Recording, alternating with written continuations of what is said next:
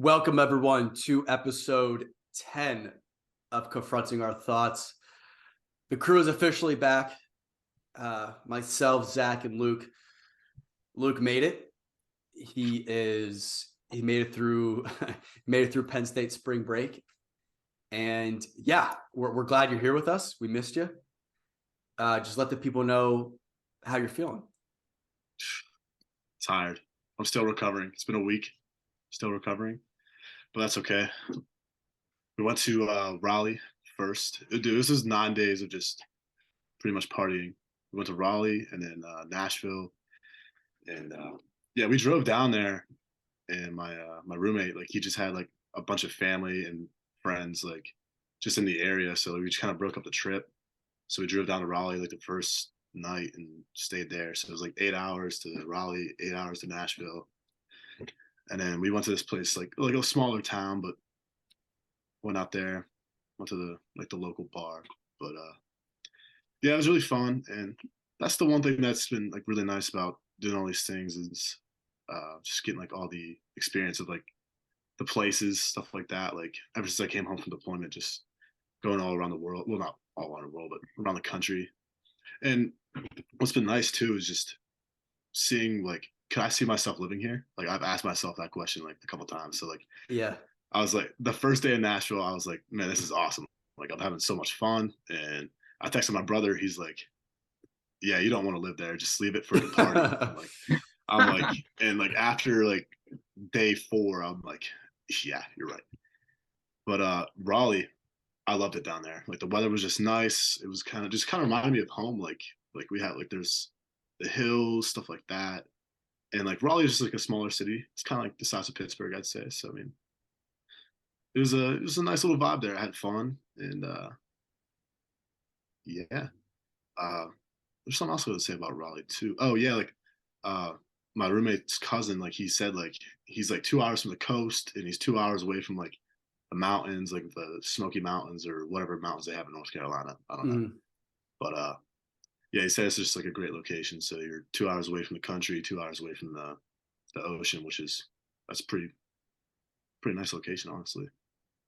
Yeah, I think a couple things, but most important when it comes to traveling is to actually like ask yourself that real question and to not get, like you said, you spent time with like just living a normal life in Raleigh for a little bit because it's way easier to live a normal life when you're visiting Raleigh than someplace like Nashville, Tennessee.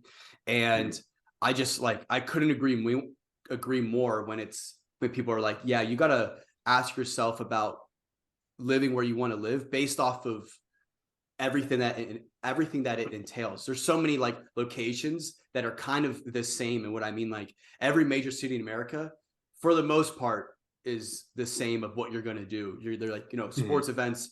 There's probably a good party scene.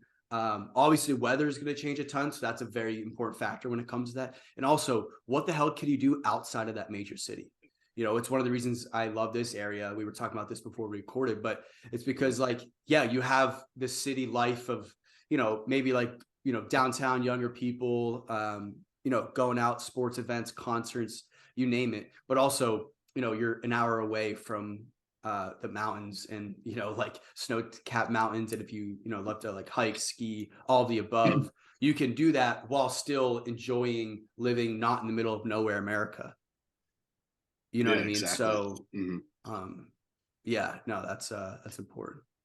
That was a big thing too. Like down in the South, like it just seemed like everyone was just happier. Like the weather was better, the sun was out. It's not like Yeah. Pennsylvania where it's just snowing and it's cold, it's windy, like during the winter. But yeah, like everyone was just a lot happier, and it really changed my mood. Like our first day down there, like we were running on literally zero sleep because we're all just driving down there, just getting limited sleep in the car and stuff like that. But yeah, I mean, it was a good time. I swear everyone's nicer down south. I don't know why. They just seem nicer. I don't know. Because Sun of the man. sun, dude. Yeah. I I mean, that might be it. I said, I reason I like this area too much because of the mountains. But when you have, snow-capped mountains, you have some brutal weather. Like Colorado, brutal weather, like hail. Like here it's you don't see the sun for a long, long time for some long periods of time. So pick your poison. You know what I mean? Maybe I'll retract my statement of being like, well, it's not all sunshines and rainbows. in this part of the world. So yeah. Dude, Zach. even like just going into like a sorry. gas station. Oh yeah, sorry, my bad. But yeah, No, you're going into like a gas station and just being called oh, is that it for you, honey, or darling, or whatever? It's just like, oh, Yeah. it just like puts a little smile on your face. It's like, I love it. They talk in that country accent too. I love it. Yeah. Yeah, it's always nice to go to new places too. So that's good. You got some new experiences, especially with some good company. It's always fun doing that, for sure. Zach, how's you're back from school? I mean, you're back like full schedule school wise. Yeah, school just started back up today. Motivation is low, morale is low, but a few more That's an months. army We're just quote. gonna who up?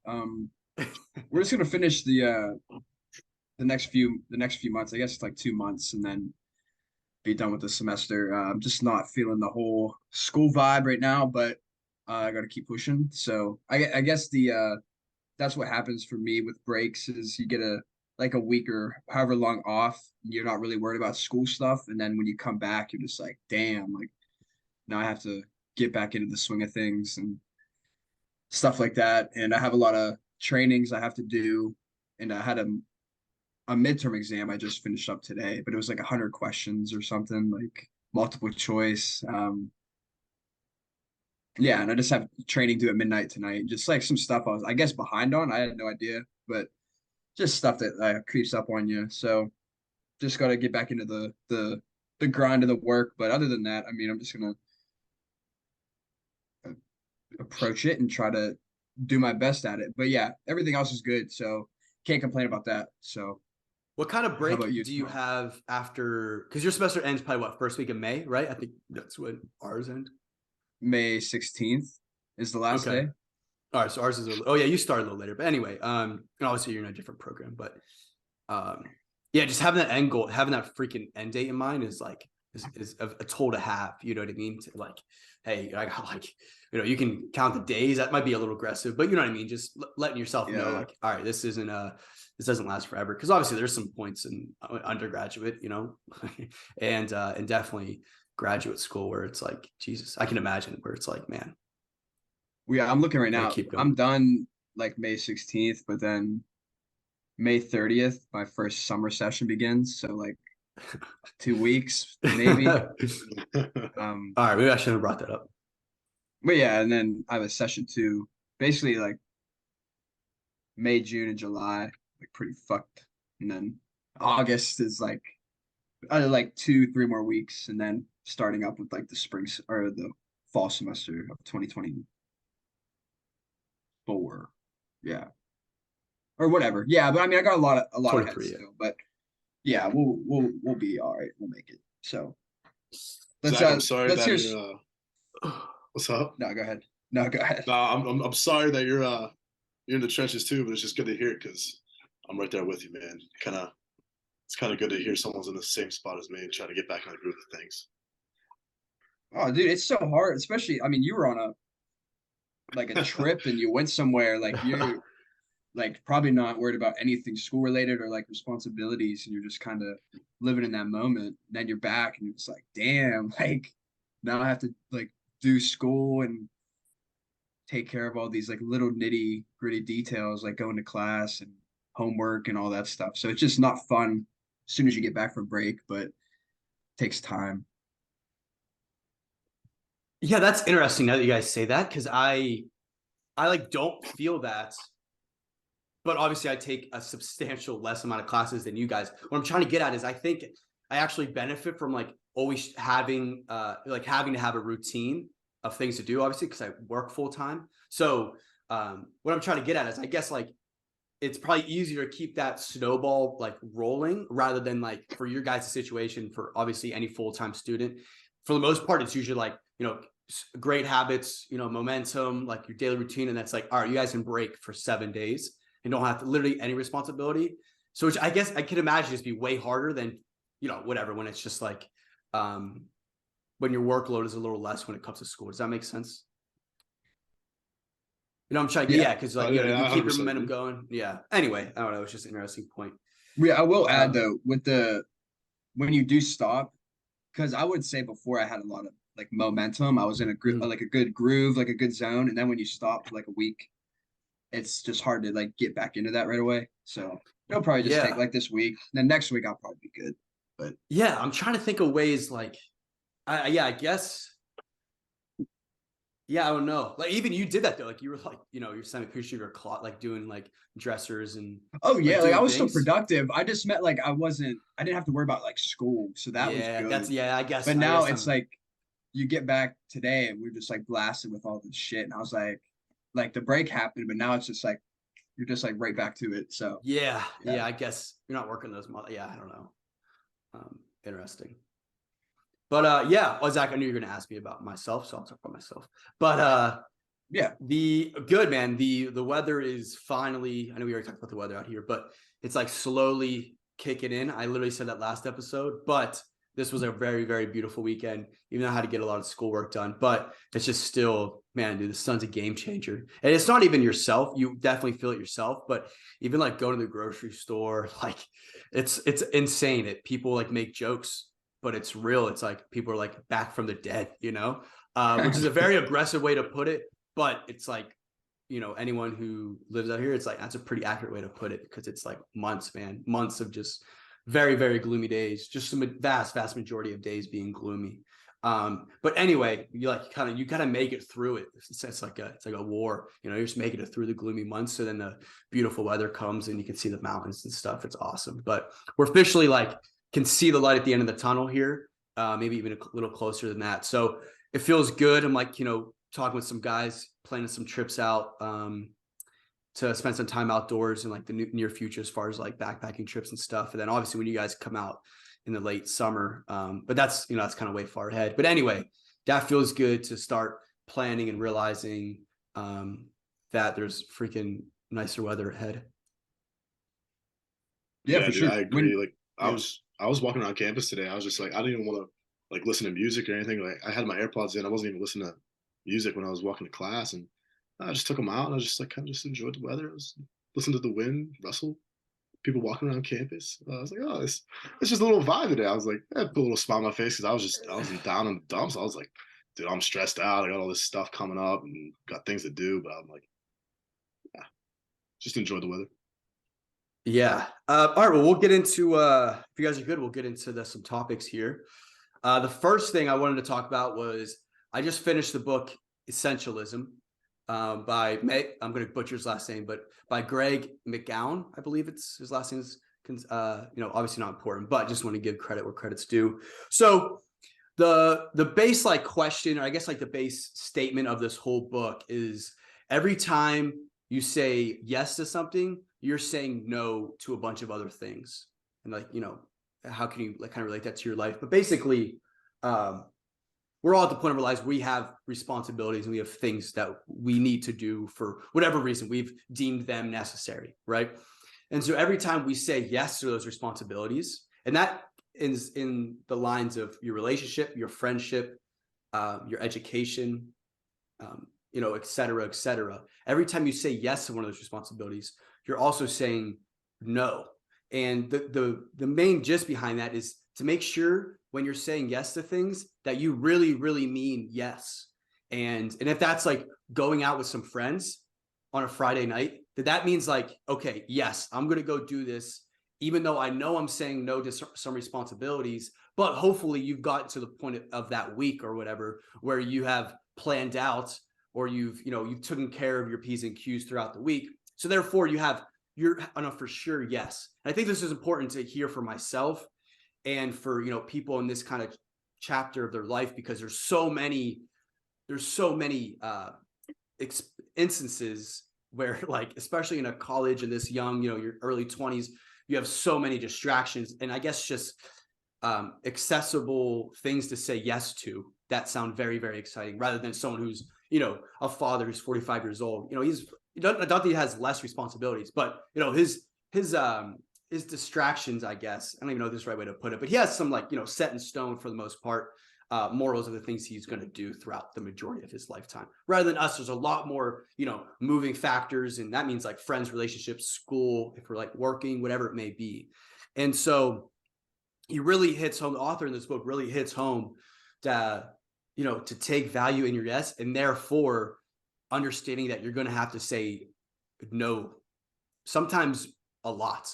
And he lets, he lets the reader kind of understand that saying no is important for many things.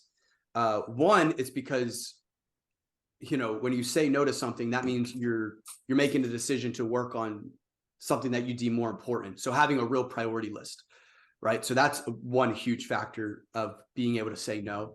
And I didn't really know where I was going with this, but two is you're going to get better at saying no. Right now, even even reading it, when I was reading it, I was like, oh, I got kind of like just a weird feeling in my stomach because I hate telling people no.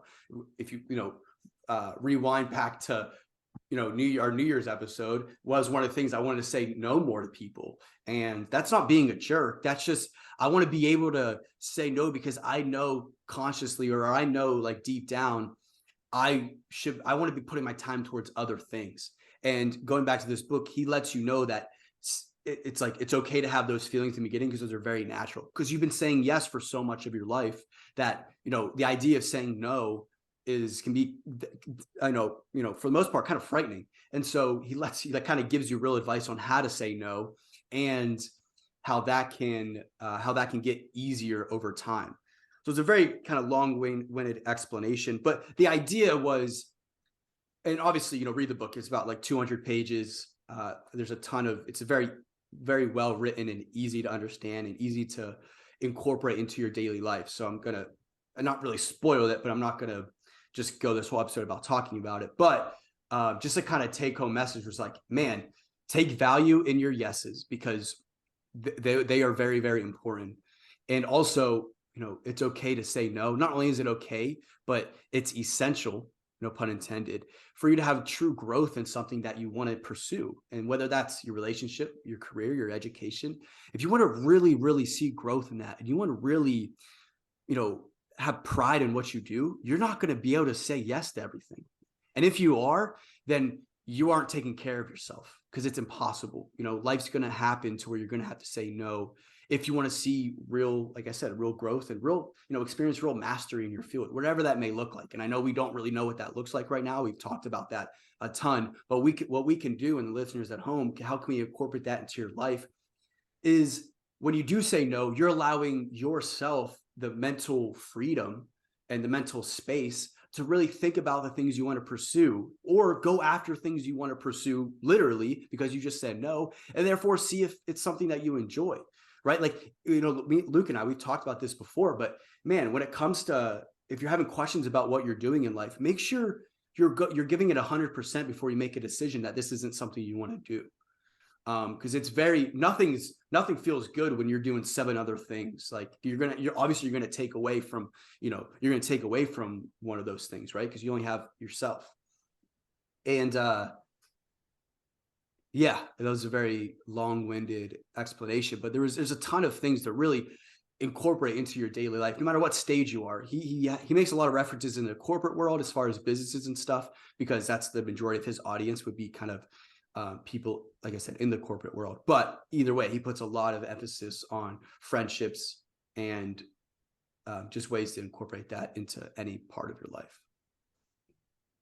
Yeah, I like the point of saying yes and having like you're saying no to some responsibilities, but like I think in today's society too, like it's just built around kind of like that idea where you have all these responsibilities done by the time you want to, like, say the weekend comes along, everything that should be done for the week is already done, like in the corporate world or in school or whatever. And yeah, like even like for myself, like a lot of my assignments, like they're either due on Sunday, like where you have the chance to do them throughout the weekend and throughout the week. So I mean, yeah, I 100% agree with that. And like with the no thing as well, like how do you like feel about, like, you don't say no, well, yeah, you're gonna go out and you don't want to and you have that gut feeling, but you just do it anyway.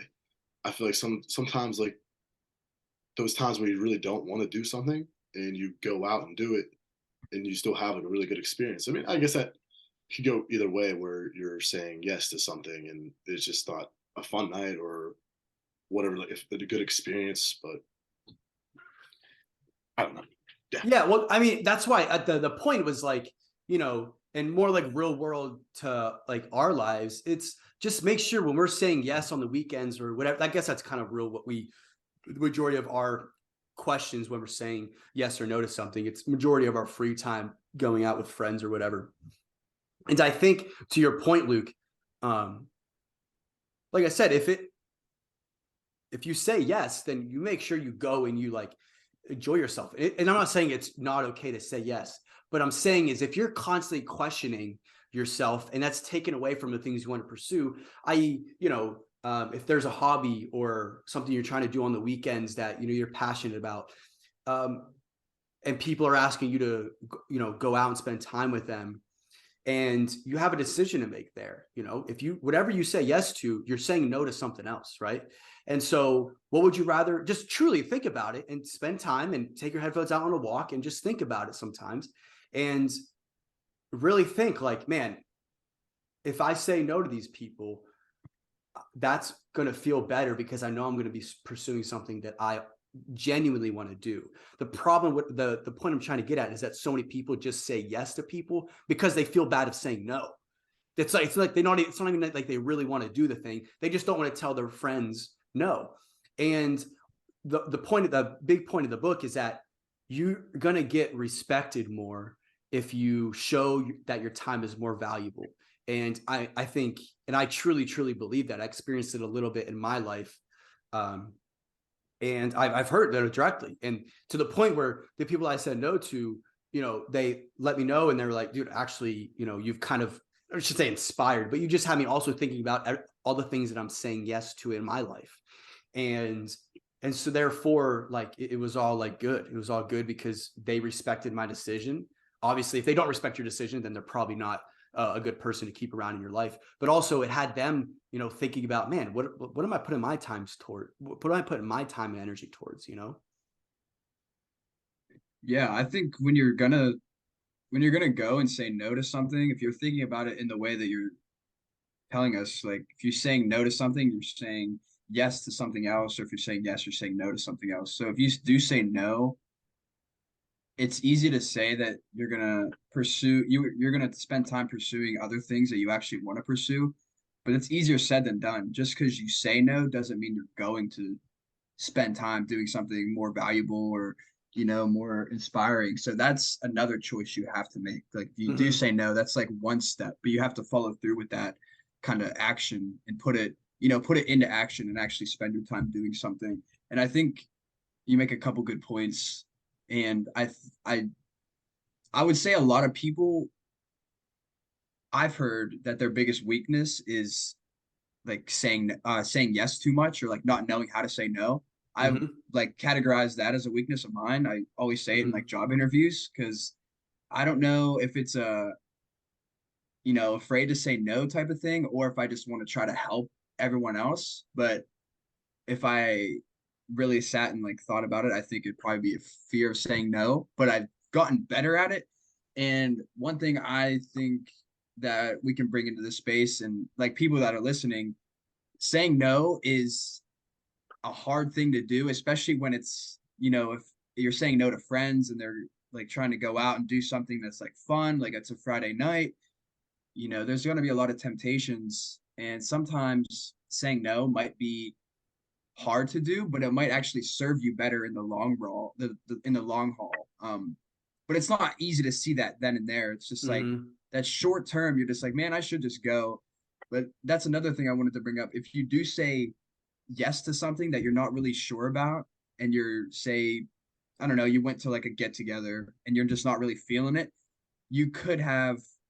your mind could be somewhere else on the things that could have been spent doing something more valuable or something that's adding more stuff to your own arsenal. So you could be not actually engaged in the present moment. And I think that's another thing that, I don't know if you were getting at that or if that's what the author was kind of hinting at too. Like if you do say yes, make sure you stand by your yes and like be fully engaged in that. Like you said yes, or then let's do it. Not like thinking about, oh, if I would have stayed home, I could be doing this or that and things like that. So I think it's important to stand by if you say yes or no, to stand by that and just roll with it.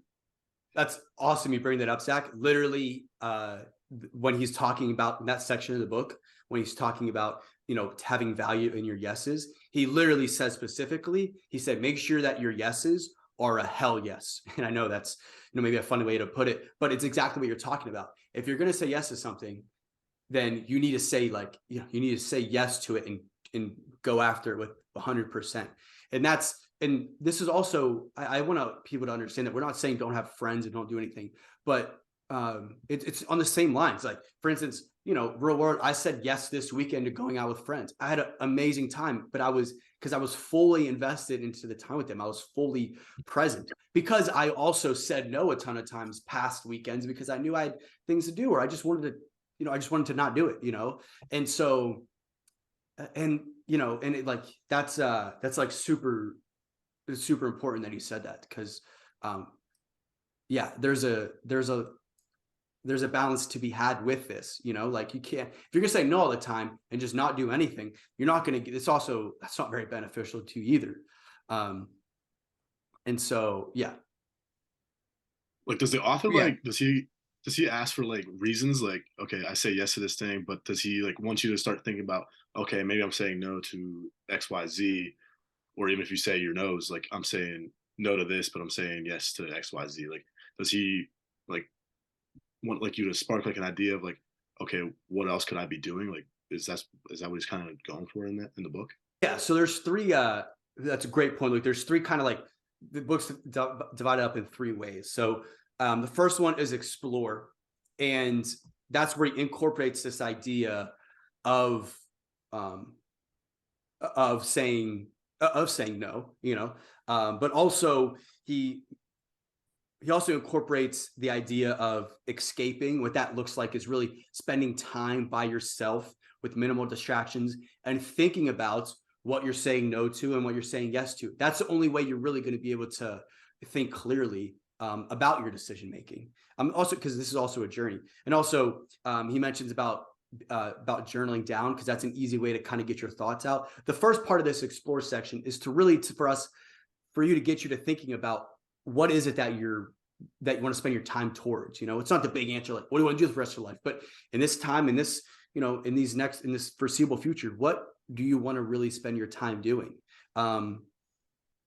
And that doesn't mean not spending time with friends, doesn't mean all that. It just means, what do you want to do? And like, when you think that, you're going to realize you're going to want to spend time with certain people that truly mean a lot to you, that you think deserve your time. And also put your time towards, habits that you believe are healthy, that make you feel better. And also maybe towards a career, to education, or educational path that you're passionate about. Right. But for you to really kind of decipher between that, you need to get your frequency down, and therefore, explore, journal, make sure you're like taking care of your sleep. He mentioned that too. And then eliminate them, actually putting that into your life, and then executing. And that's when you're going to develop this into a habit, and, just, see progress, hopefully. So anyway, it's essentialism. And then the quote beneath the main title is the disciplined pursuit of less. Say that again, the disciplined pursuit of less, because at the end of the day, you will be doing overall less things, because you're actually putting your time towards the things that you want to do in your life.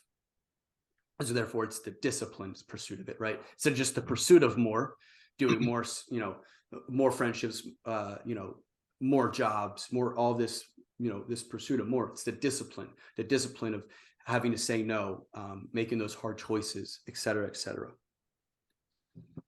Yeah. Is it kind of like you're doing less, but the things that you are doing are more meaningful and more impactful? So therefore doing more. Yes. Yeah, you're doing more for yourself. Okay, I got, yeah. Exactly. That makes sense. Exactly. But it's also, that's easier. The idea is that's way easier said than done, what we just said, right? Oh yeah, obviously I want to be spending my time on things I want to do. What does that look like? That looks like, maybe cutting some people out of your life, and that you're gonna learn that, man, I don't want to put my time, I don't want to spend my time and energy towards, this type of person, or yeah, it just makes you rethink about what you're doing. If you're spending, 4 hours a day on your phone or on playing video games, these things, it's like, man, is that really what, I want to put my time towards? And so, yeah. Yeah, Yeah, I think like when, yeah, sorry, go ahead, Zach. I would say this past week I had one of those moments because it was break, so I didn't have to worry about school and stuff like that. So I had like extra time on my hands to kind of do what I wanted to do. And I kind of had one of those moments that you're referring to. Like I was aware of some things that I wasn't necessarily happy with what I was spending my time doing. And it did come out within my journaling. And I was just like kind of writing about wanting to do more, um, I guess things that would make me feel better and like add value to my life and like things that I can pursue a little bit more. And it kind of just felt like a little like down and like in a funk. And I think the reflecting on that and just the first overall step of just becoming aware of it was the main Mhm. thing that I wanted to get at. And I think it was like a wake up call for me. And I mean, for me, it did come through journaling. I'm not saying it's going to work for everyone, but sometimes just even if you just think of these things that we're talking about and just thinking about them in your mind, you might just be inspired by something and come across something you're doing in your life that you maybe don't want to continue, or maybe something that you want to start doing. So it's a it's a case by case thing, but I think just reflecting on these, like we said in the past episodes, like ask yourself those hard questions and try to have an answer for them. But also, it's easier said than done. But it's all Mhm. a part of the journey. So go ahead, Luke.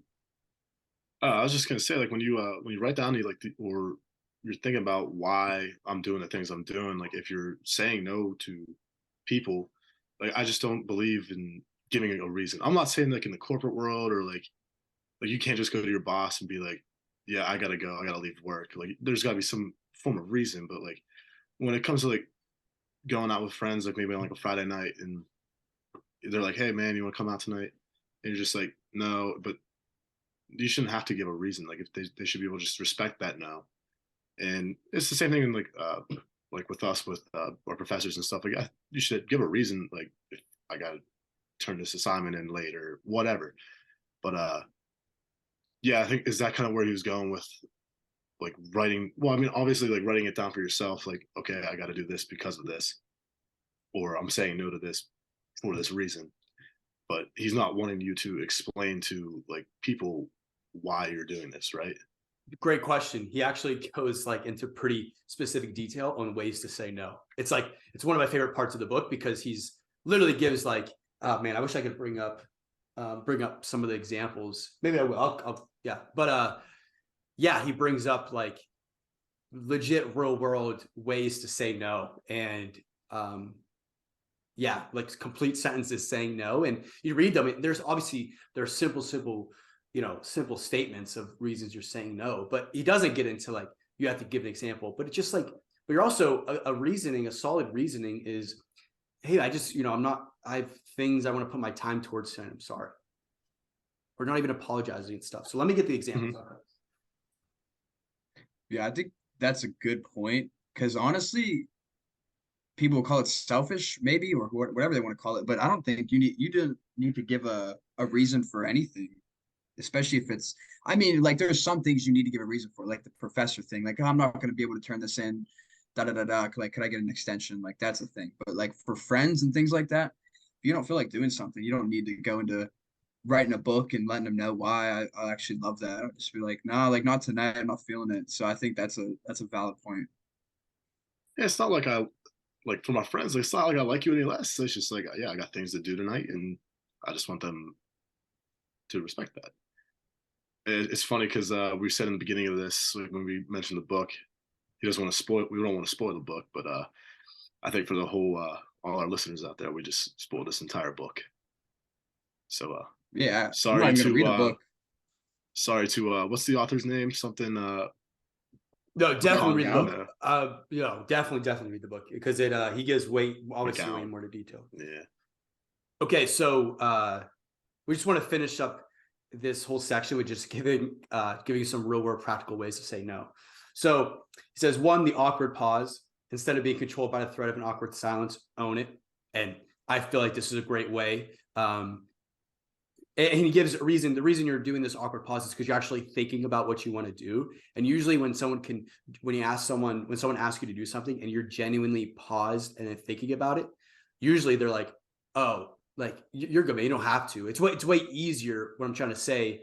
Because it gives them the feeling as in like, oh, he isn't 100% down, rather, because they're probably so used to the quick, like, oh yeah, I'll do it. Let me know what time I'll be there. But this awkward pause helps you think. And also the person asking you the question, it's giving them the idea of like, oh, wow, this person is actually contemplating not doing this. So therefore, maybe he just doesn't want to do it. And it'll just make it easier. It's actually, sorry, go ahead. No, keep going. No, I was gonna say, like, I watched a lot of videos on this guy. He's actually like a communication skills like teacher. I'm not saying like I have like a communication thing. I might actually, but doesn't hurt to advance my skills in this. But anyway, his name is Vin. I might butcher this. Gang, I don't know.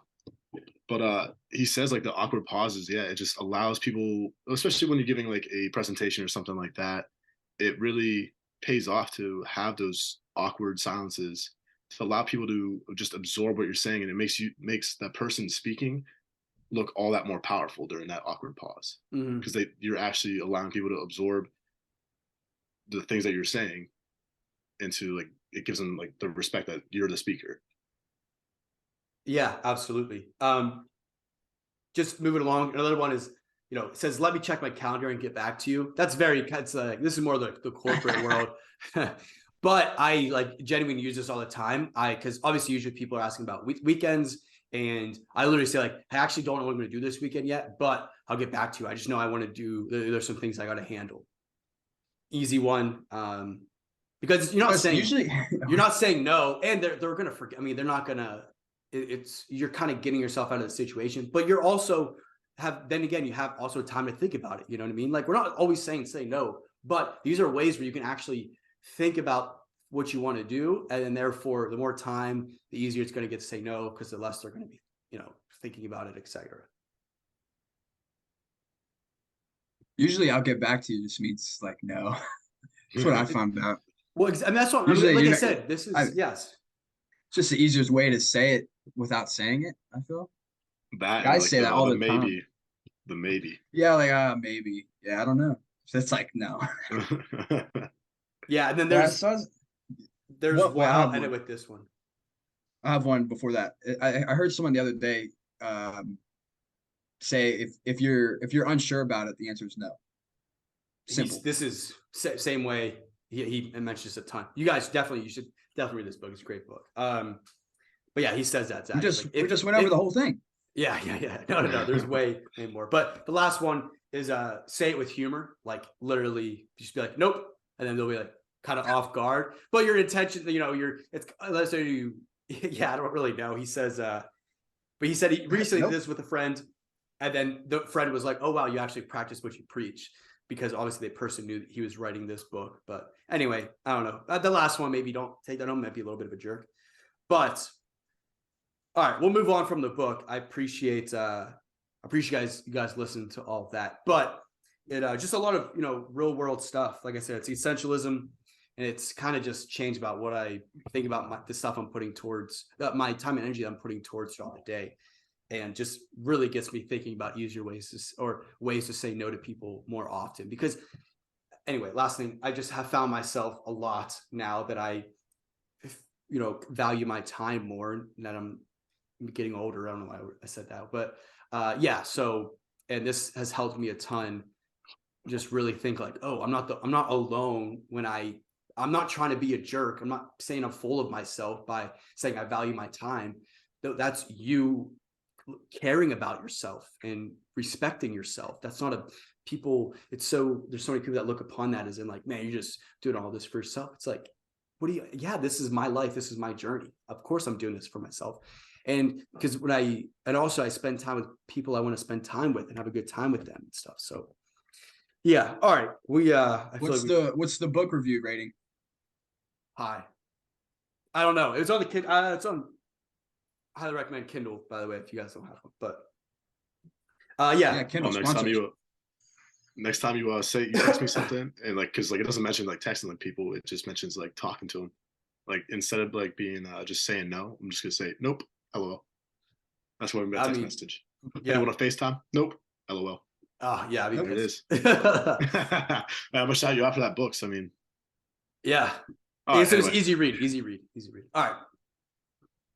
All right, yeah, we're gonna get into a little bit about perfectionism. I'm sure people that are listening, or probably out of us three here, at one point or another, would resonate with being a perfectionist.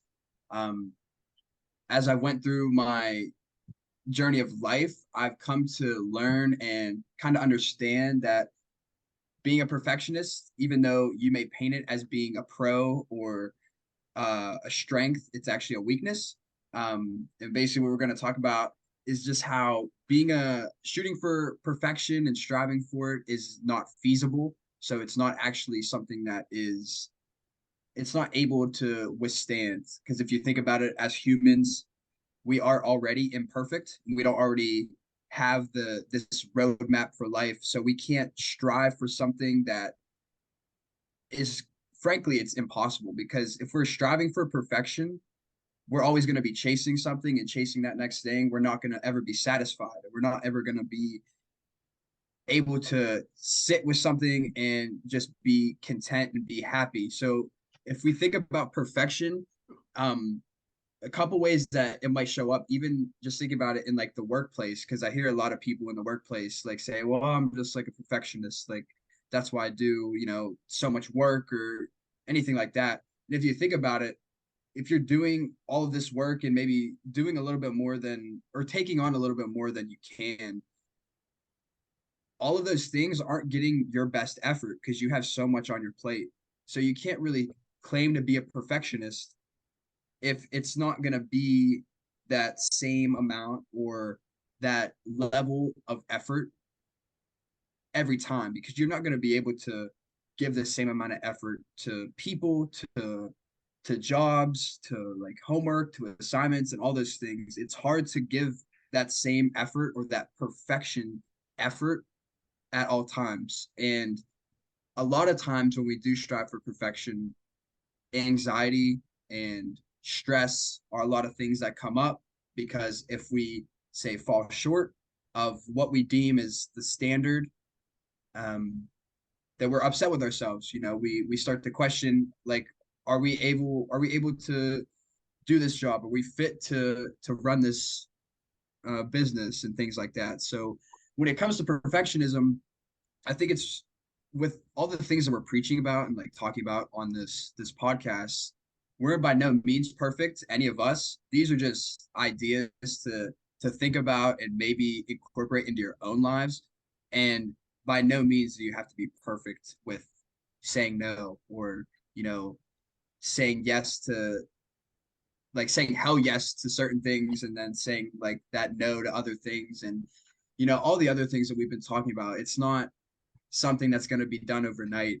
And we just wanted to bring that in and just talk about perfectionism. So I guess I just wanted to pose um, a question. If you can answer it like currently or maybe before, whether you've learned something or not about it, but if you would resonate with or call yourself a perfectionist at this current moment, or if, what you just think about it. So just start with like Luke, if you have any thoughts about that. honestly, like I kind of laugh at the idea of being like a perfectionist. Like you see it all the time, like especially in the college scene. Like everyone wants to get like that 100% like on that exam or on that paper or assignment or whatever. And it just makes me it makes me laugh because like at the same time, I really don't care as much. Like I mean, I'm gonna put my effort into it and I'm gonna do my best. But at the end of the day, if I don't get that 100%, I'm not down about it.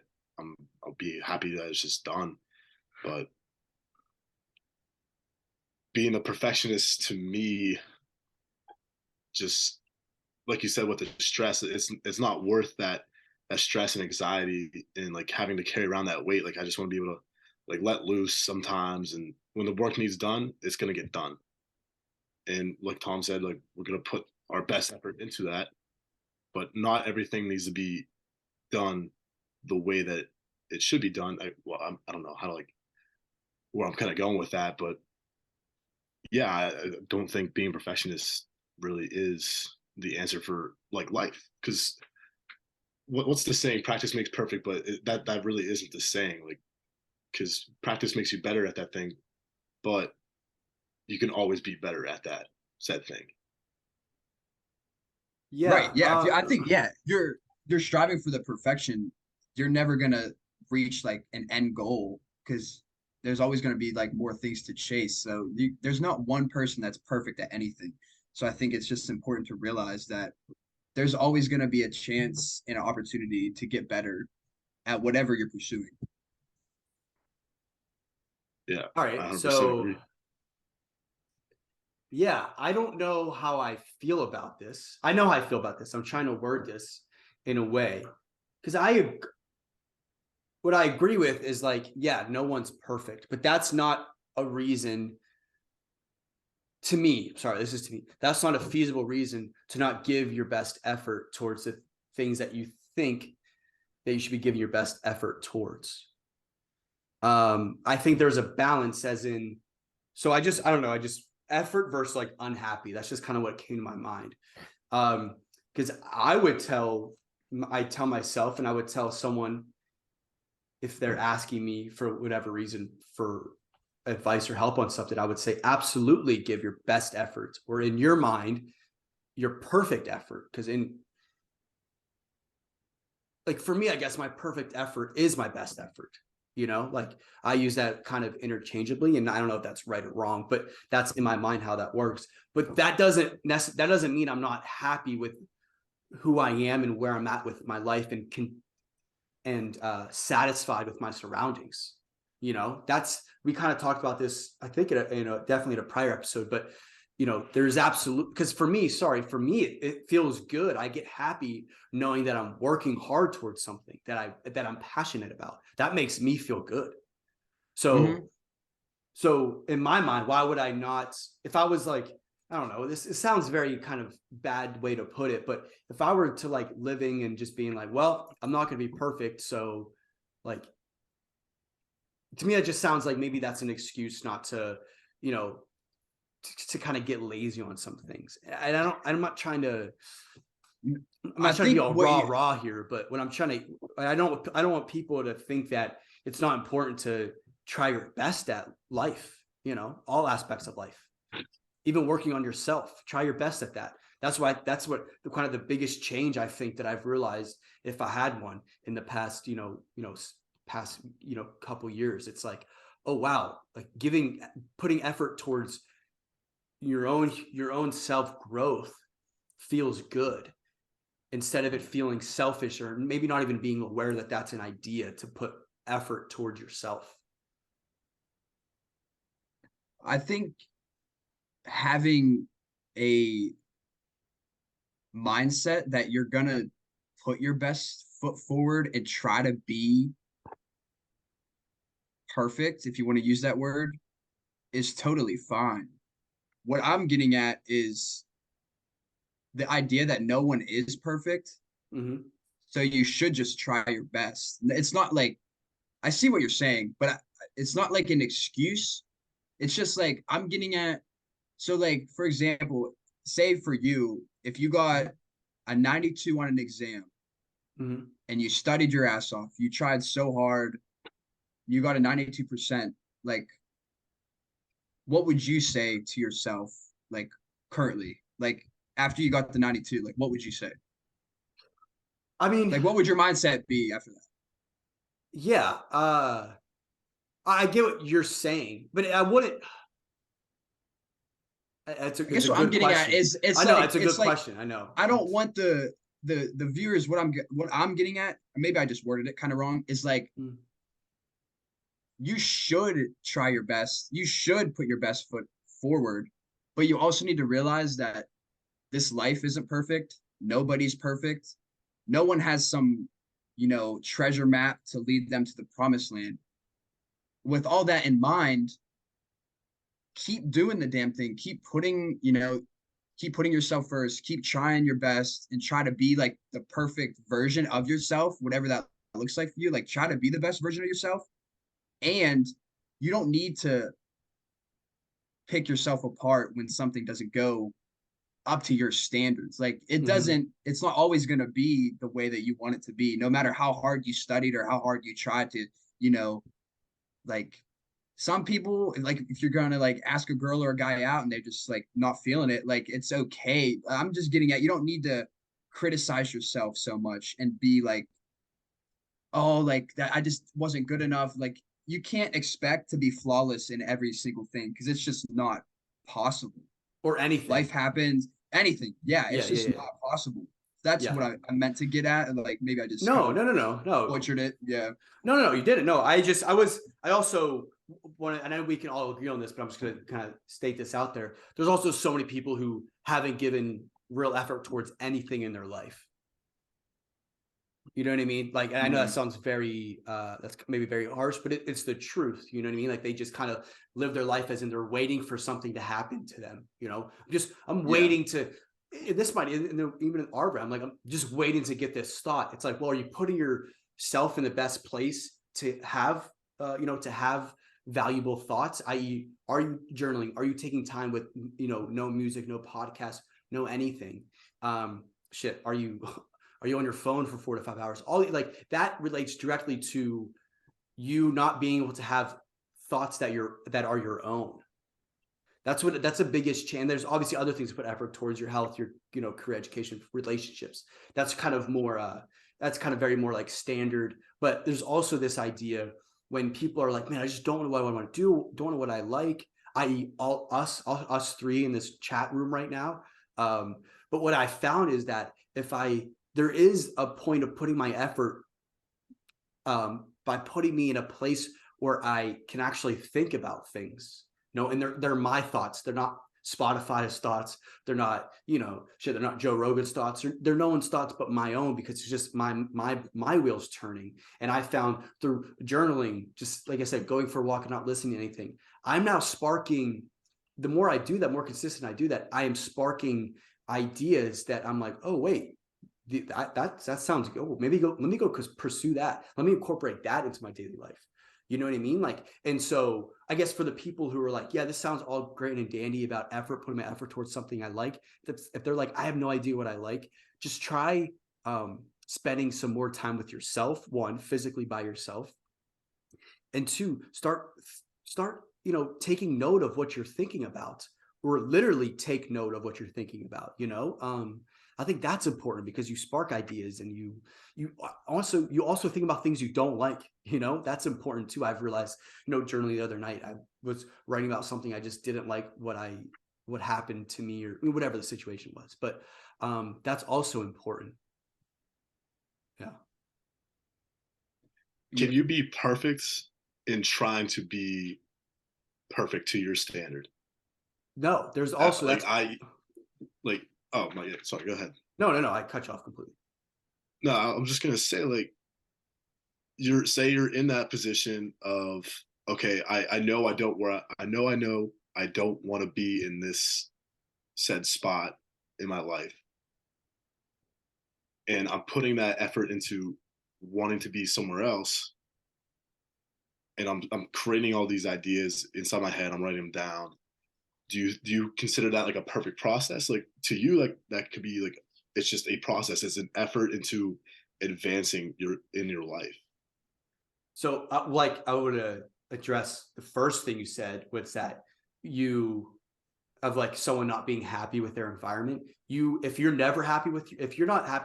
can't find ways to be happy with your environment right now, then you're never going to be happy. And Zach and I talk about this a ton.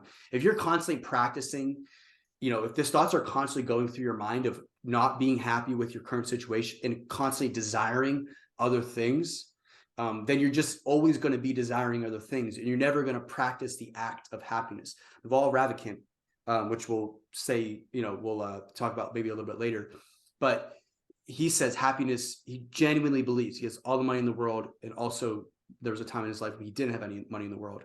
And he said, happiness is absolutely a choice. I was the happiest in my life when I decided to be happy when I didn't have money. And And he goes, I was the most unhappy in my life when I had all the money I could even imagine because I stopped practicing being happy. And he like genuinely believes, and I believe this as well, being happy is actually a skill set. It's a skill set of being just being grateful for your life while also striving to be a better person. But guess what? You can be happy that you're striving to be a better person, because there's so many people that aren't striving to be a better people. And I'm not saying you should compare yourself to them, but that's a reason to love yourself, because you decided these past 3 hours, I studied hard for a test, and like I'm happy because I'm putting my effort towards something that I want to. That's happy. It doesn't mean you're not trying, because you're just like, oh, I'm studying is hard sometimes, and I know that's not going to make me happy, the act of studying, so I'm not going to do it. Like, no. You have to think bigger picture. Like, hey, I know after 3 hours of solid studying, I'm going to feel better. I know, 45 minutes of a hard, hit workout, I'm going to feel better. You're not probably happy during that workout, but you're absolutely going to be happy after. Happiness also is a process of learning what makes you happy, and truly happy makes you truly feel good. So happiness cannot equal perfection ever. Well, perfection, even the idea of a perfection is fake. I think we should just get the perfectionist word. Just just don't worry about it. Yeah. That was a man-made word, because the moment you think you're perfect, this is so cliche, but anyway, we'll address it. The moment you think you're perfect is you're the most imperfect person of all time, because then you feel like there's nothing to go after. And you're probably gonna be very, very sad, because the reason, like me and Zach talk about, the meaning of life is finding the meaning of life. You know what I mean? So, and that's what our interpretation of the meaning of life is, by the way. We don't know. We're trying to figure this whole thing out. And as you can tell by these episodes, but yeah, I think that was a good, so Isaac, I know you were kind of like beat yourself up, but we're like, oh, but like, no, that was absolutely a great concept of how do we have a balance between like just being happy, but also having a daily process towards being a better person. Like that's confusing to think about. So like, wait, you're happy with who you are, but you want to be someone better. And it's like, yeah. But like, guess what, dude? It's also, man, it's so satisfying and fulfilling to be able to work towards something. And there are different aspects in all of that. That feels good, man. It feels good to wake up and get after something. Or just have the opportunity, have the physical ability to go for a walk and work. Like I know we might get to the nitty gritty, but that's when we talk about happiness as a choice. Sometimes, or happiness as a choice and therefore a skill set to learn. Dude, sometimes the only freaking happiness you can think about is just being happy that you have your own, 2 legs to walk on. You know what I mean? Because some days it can get hard. We all have experienced that. And guess what? We're going to experience that in the future. Even if we do have more money, even if we do have, a beautiful girlfriend, whatever it may be, beautiful kids, there's still going to be hard days, man. So to add this expectation that, just life gets easier, just get that out of your mind right now, because and the quicker you learn that, the more clearer you're going to be able to think, because your expectation isn't going to be perfectionism. Your expectation is going to be, how can we just get one step better today? But also having a step towards a path. Yeah, couldn't have said it better. Because if anything, life just gets harder. Like it doesn't get easier; it gets harder. Because you get more responsibilities, and also because objectively you've gotten better at living your life. Hopefully, like you've gotten better at life. I don't know. That sounds maybe weird, but yeah, and that's also, I don't think that's like don't even focus on life getting harder. Just focus on trying to put yourself in the best situation you can. Physically, obviously, it's crazy how much, like, when you get older, like how much health plays a role in your actual execution as a human being throughout the life. Just because you're going to feel better or worse than the normal person in their 30s or 40s, 50s. So we mentioned his name earlier, but on Joe Rogan episode, this is a perfect way to kind of sum this episode up. he said, Naval Ravikant, he was quoting someone else. I don't know who the person was. Anyway, not important. But the quote was this, and I think it's a great, solid one to end this episode on. Every man or woman has two lives, and the second one starts when he realizes he just has one. Every man has two lives, and the second starts when he realizes he just has one.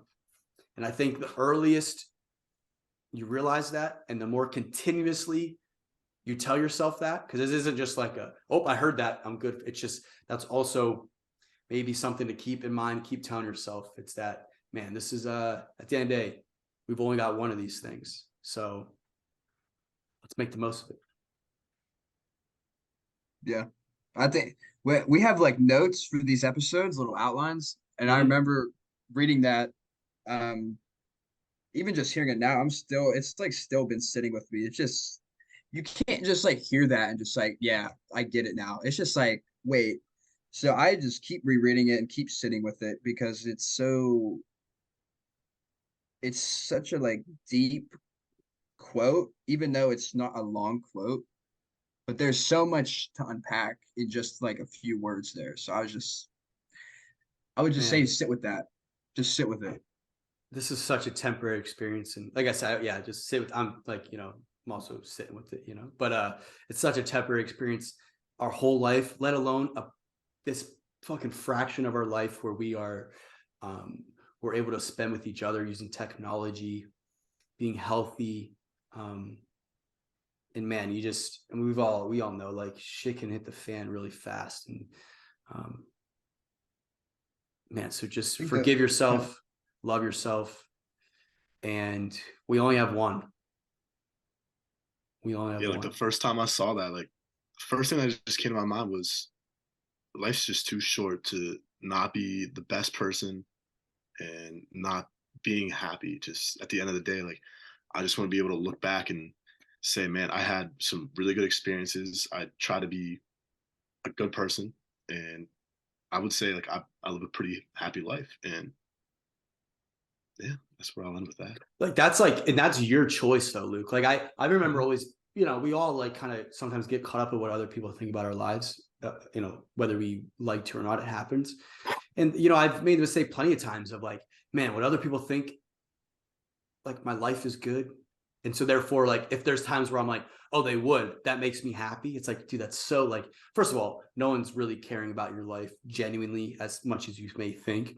They just care about who you are as a person and that you're happy and that you're, you're happy and healthy. And so I don't know where I was getting with that, but we only have one life. We're all too busy to be caught up in what everyone else is doing. I mean, besides like our friends and family, stuff like that. Like I wish the best for you guys and everybody, but yeah, I mean, like life's too busy to get caught up and think of what everyone else thinks.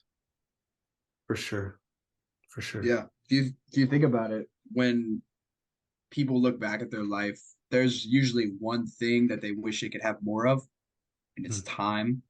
You don't realize that time is just like passing by so quickly and rapidly. It's already almost April. I mean, like the years just fly, and you don't realize how fast time is actually passing by. So it's important to ask yourself, are you spending your time wisely?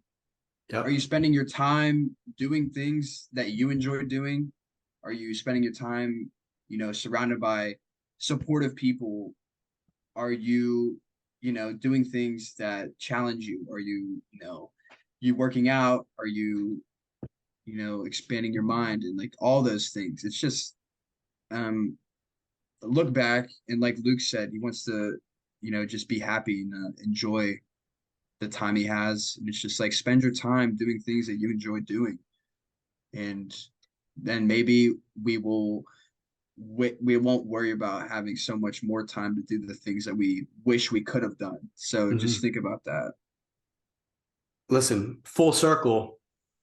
Just don't be afraid to say no sometimes. All right. Thank you, everyone, for tuning in. That's it from us. Luke, welcome back. It was great to have you. And we will see you guys in the next one. Thank you guys so much.